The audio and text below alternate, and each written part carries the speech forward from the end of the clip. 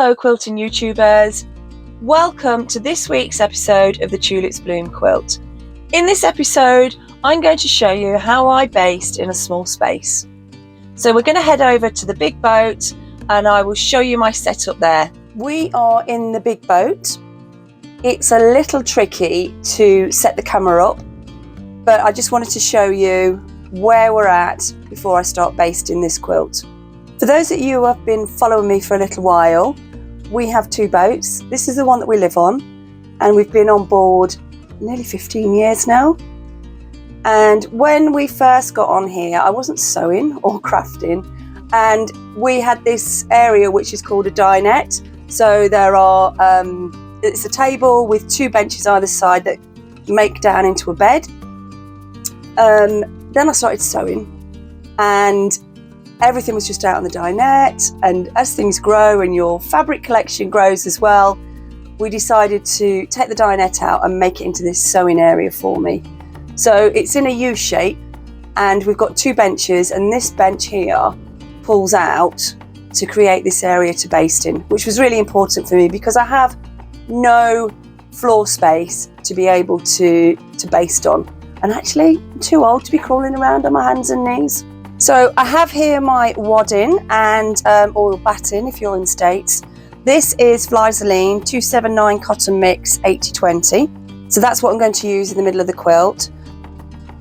I base my quilts with temporary adhesive and I use the Adhesive 505. I've tried lots of different ones over the years, but this is the one that I keep going back to. Also, I don't have an ironing board, so I use one of the first quilts that I made, which is this. It's one of my favourites as well. And I use that as my ironing mat.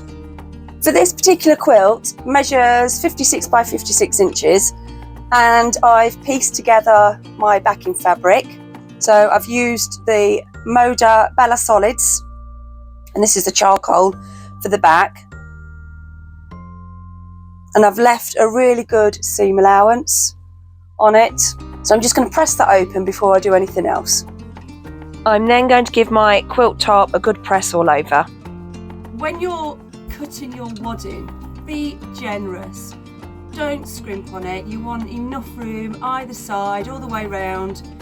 There's times where I've cut my wadding and it's probably about 5mm short, and I've had to put a little piece in. It's not ideal, so be generous. Okay, so I'm going to be headless in this video because there's not enough depth in the boat.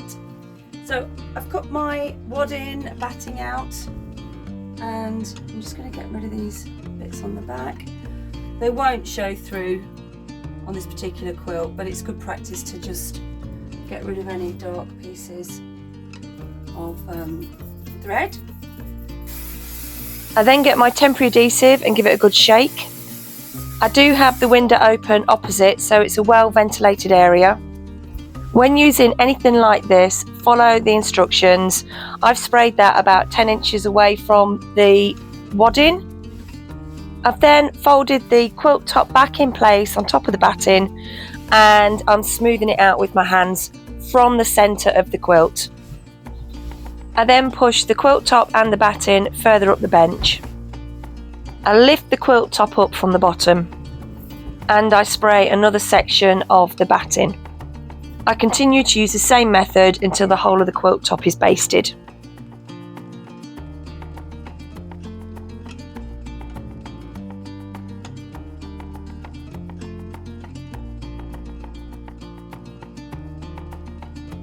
Once the quilt top's basted, I turn it over and do exactly the same with the backing fabric.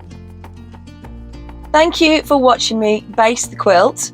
Like I said, it's never easy in a small space.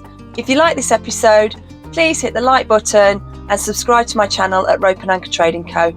And put in the comments below how you're getting on with your Tulips Bloom quilt.